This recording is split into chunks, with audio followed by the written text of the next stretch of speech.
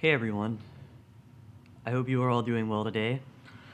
I wanted to make a video because I wanted to talk to everyone and just talk a little bit about myself and share some things that, has been pretty much my life since 2013.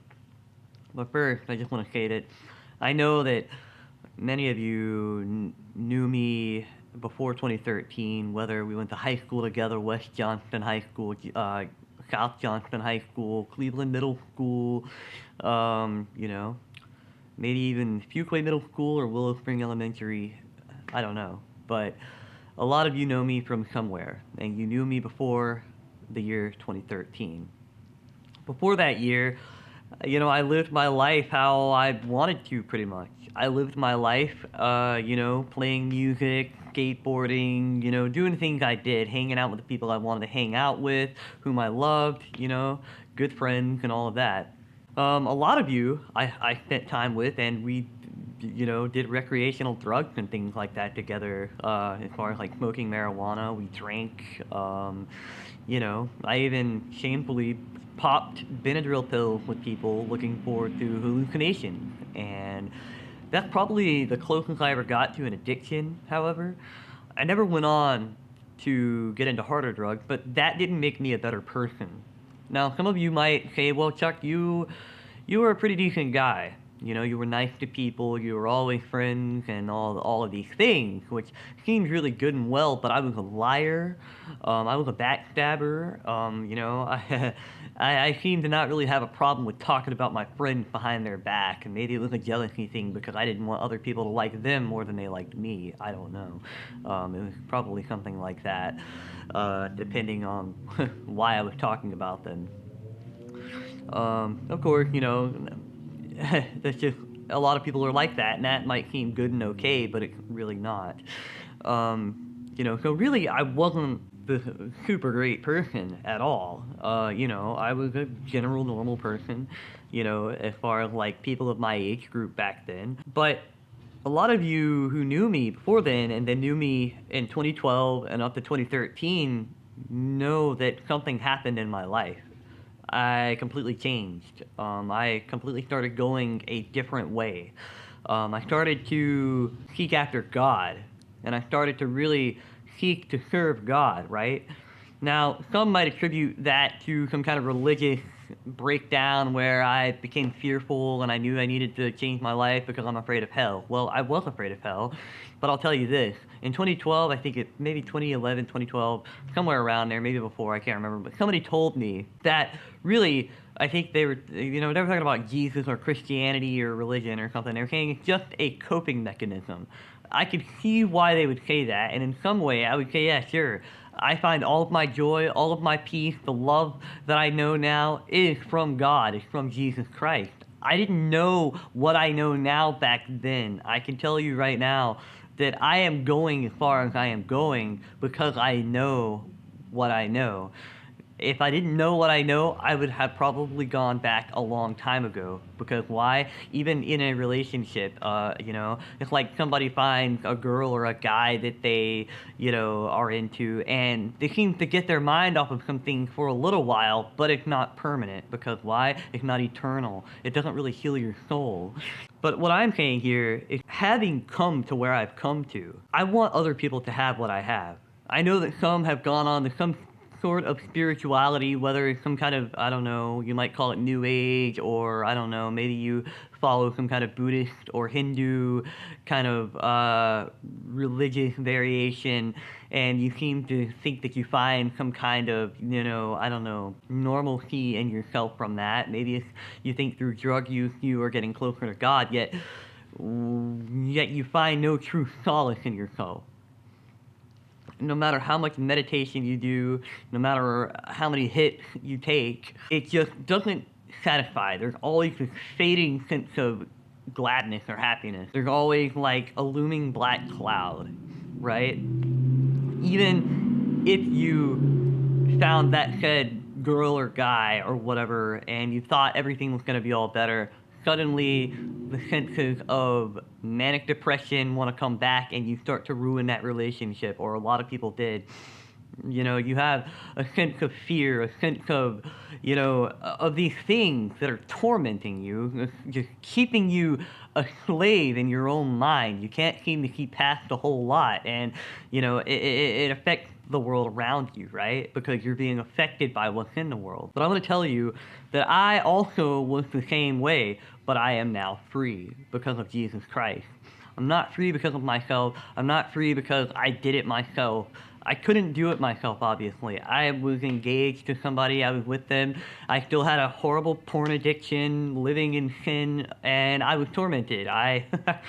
You know, in a sense, I did know that I should be following God, but even when I tried when I was about 21 years old, I think 20, 21 years old, I failed miserably because I did not seek God with my whole heart. I didn't have any understanding of who God really was. It wasn't going to church. I was going to church, and I was still having the same problems. You know, maybe I felt good about myself in some sense for doing this, but I wasn't really set free. Not until 2013 when I just started coming to God and seeking Him with all that I was. But a lot of pride in me, all of the pride in me had to die. I had to give myself to God and not care what people were going to think about me. That's hard for a lot of people. I really had a lot of friends just stop really associating with me because of my new way of conversation, my new way of thinking. It's not because I wanted to beat people over the head with the Bible. I wanted people to have what I have now. And I'll say this as far as a coping mechanism goes. In my relationship with God, in my walk with God, I've actually endured harder things at times than I ever did before I was walking with God. But I tell you, because of the hope that I have in me, I am not going back. I'm not going back. I've determined in myself I'm going to keep going because the hope that lies before me is eternal and it is full of goodness and joy. I prefer to have joy than momentary happiness. My joy that I have in the Lord supersedes any time I've ever been happy or thought that I was happy. Um, just the weight of the world coming off my shoulders. Why? Because it says in the Bible, cast your cares to Him because He cares for you. I know that now. I know that for the truth. It is the truth. And you can know that too, and I want you to know that. Whoever you are watching this, I hope you all watch this. I hope this gets passed around because you can be made free. You don't have to suffer in your own mind anymore in the back, you know, alley of your own heart. You don't have to be stuck in the attic, you know, dying in your own mind. Some of you need to get free now. You need to get free. Maybe you're an addict to something, to drugs. Maybe you're an addict to sexual activity.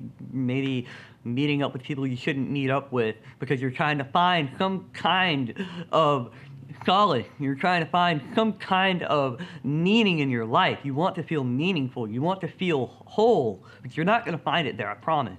You will never find it there, ever.